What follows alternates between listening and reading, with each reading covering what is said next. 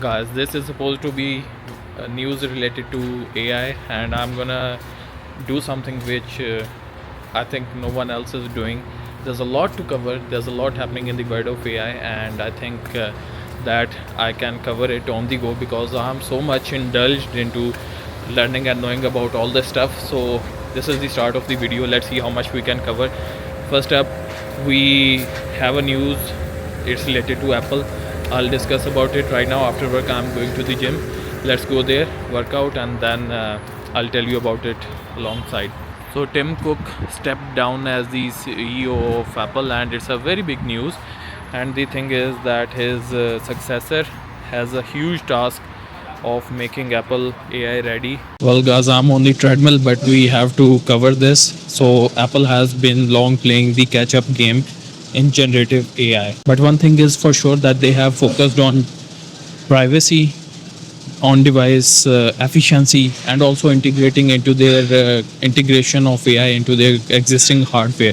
Unlike other competitors, they haven't raced to build their own massive cloud-based foundation models. So we can say that they have actually tried to play safe. But right now we are in a pivotal moment in the journey of AI where the successor of Tim Cook has a big role to play. Now, from what I have seen, John Turnus is a hardware guy. He rose through the ranks of Apple through his sheer hard work and also his sheer focus on operational excellence and overseeing some major, or should I say, rather really important hardware breakthroughs during his time in Apple. But the upside here is that he's stepping into this moment of Apple's history where the company itself is a giant. It's valued at $4 trillion, and John Turnus, with his hardware skills, he could lead the company into an era of AI innovation that is originating from Apple itself. Now, guys, this is what makes me believe that the whole thing of recording the AI news on the go is gonna be a massive success for me and also for everyone who is gonna be involved in this journey, is because I came across this one news. It's from Google. It's like really fresh. So Google has come up with their own research agents.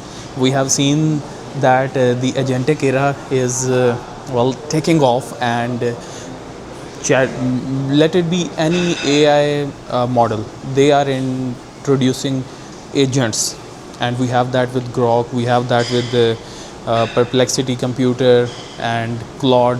Everyone knows about that. So now the wait was for Google. I'm actually reading through their post. I came across this and I'm sharing with this to you straight away. So today they are introducing Deep Research and Deep Research Max via the Gemini app. Powered by Gemini 3.1 Pro, you can now trigger comprehensive research workflows and unprecedented control and transparency. This is, guys, huge. This is massive. So it will include arbitrary MCP support, native infographic and chart generation. Oh my goodness. Now you see, if you are using another AI, you have to connect maybe Canva, you have to connect some other software that is specialized to this. But I think with Google itself, they have their own image and model. So generating infographic and chart, I think it would be like, from their perspective, it would be really easy, and for us it will be really convenient. Fully cited reports grounded in the open web plus your own files and data. So this makes me believe that it will be less hallucinating and would be rather giving you outputs that are based on citable data. Now we are done with the news too. I'm actually going to put the first 10 to 15 seconds of this video that they have released. I'm going to cover it separately in a longer video, but for this news video, I think this came at the right moment. Now let me just go over there and continue my workout.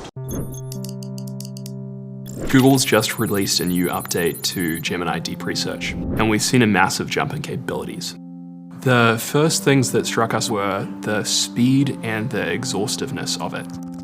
It's made it possible for anyone to ask and answer heavy-duty scientific questions that require evaluating all of the scientific literature, and it lets us answer questions in days rather than waiting weeks or months. What deep research is able to do in an impressive way is connect that quantitative data to more qualitative data and really bring that to life. Now guys, coming to the third news, this one is actually huge. Today I've been covering the GPT Image 2 model, which is possibly gonna be released today.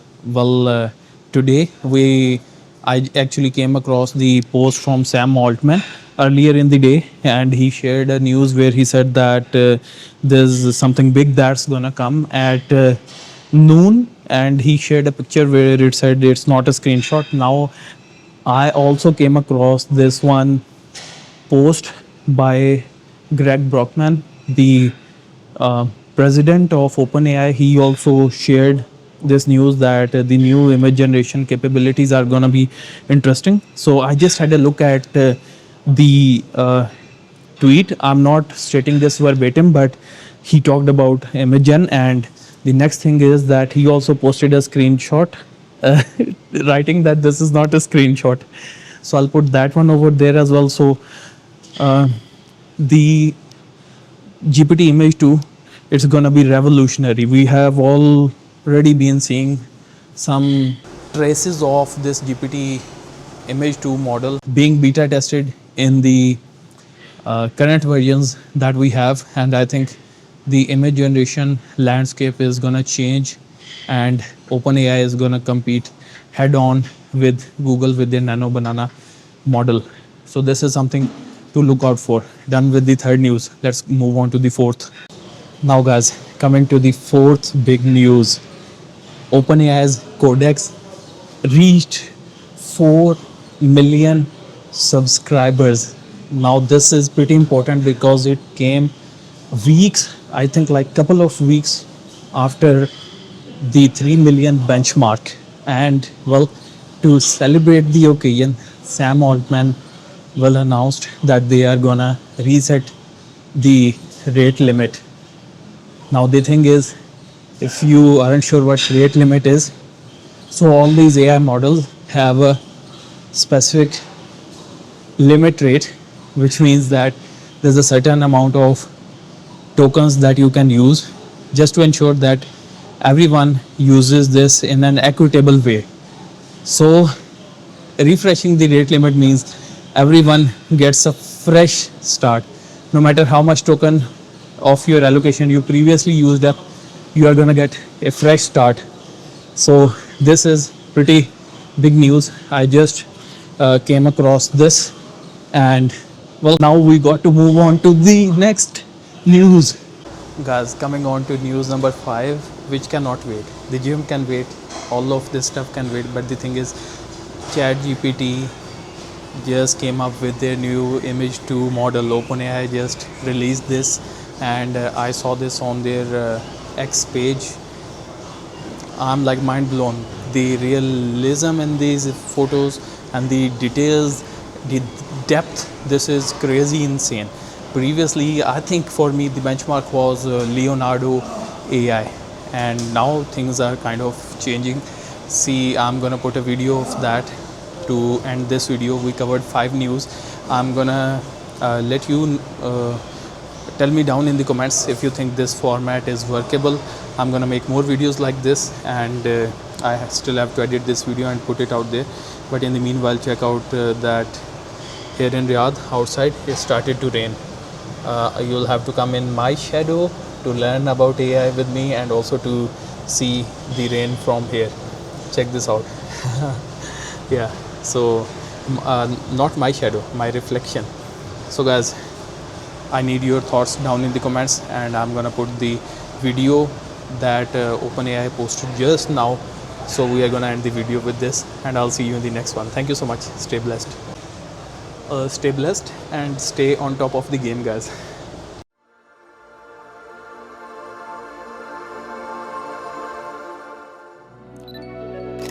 Today, we are launching ImageGen 2.0. If we think of DALL-E as cave drawings and ImageGen 1 as ancient art, then ImageGen 2.0 is the Renaissance. ImageGen 2.0 is the smartest image generation model ever built, with the ability to generate complex, polished, and production-ready visuals with accurate text and structured design. You see, this model isn't just generating images, it's thinking. That's right. ImageGen 2.0 is thinking and researching, and it can even search the web to generate images with the most accurate information available. And with that information, the model is able to generate infographics that explain complex systems and images that solve math problems with proofs. And with new multilingual capabilities, you can create visuals with multiple languages for the entire world. And now, for the first time in image generation, you can create multiple distinct images at once. So you can generate entire magazines with structured typography and photorealistic photos, full renovation plans for every room in your house, or manga comics with recurring characters and evolving storylines. And you can now generate images with 2K resolution across multiple aspect ratios with extraordinary micro details. You see, we are no longer generating images to marvel at. With Images 2.0, we are generating images to discover and navigate, to invent and build, to dream and explore the world, and bring ideas to life.